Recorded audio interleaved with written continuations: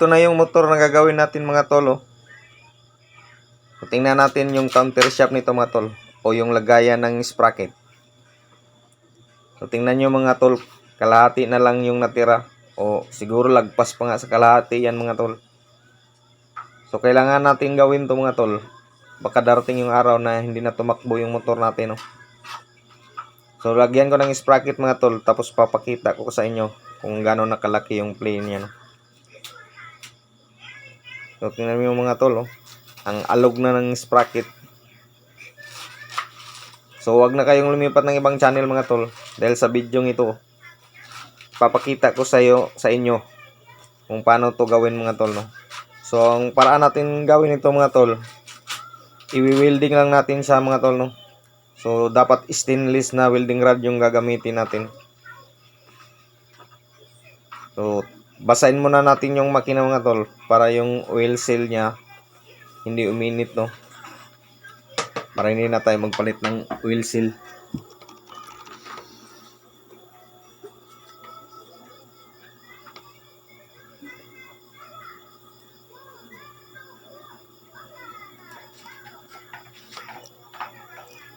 So ito yung sikreto sa paggawa nito mga tol. Kailangan natin gumamit ng putik.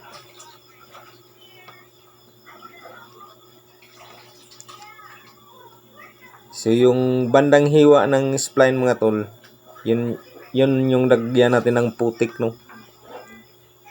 Para hindi masyadong kumalat yung pagwi-welding natin. Para hindi tayo mahirapan sa pag-grind mga tol mamaya pagkatapos ng welding.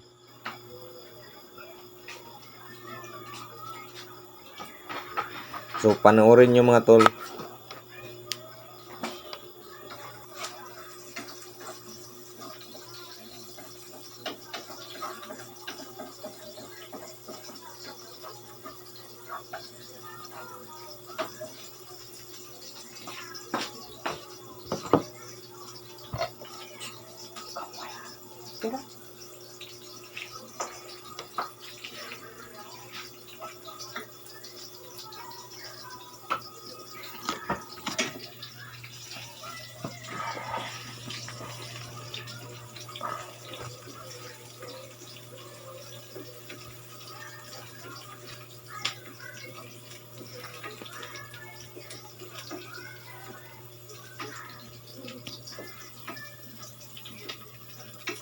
Magkabilaan yan mga tol no. Kasi yung putik na yan magsisilbing guide natin kung saan tayo mag-welding.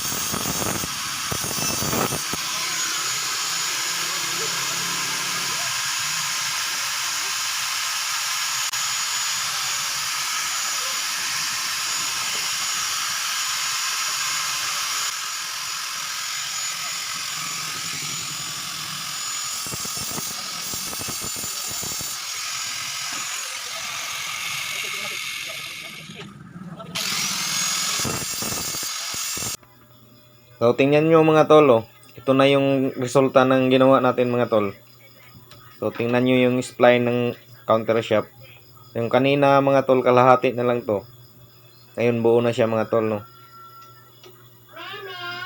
So, lagyan natin ng sprocket to. Tingnan natin kung malaki pa ba yung play niya.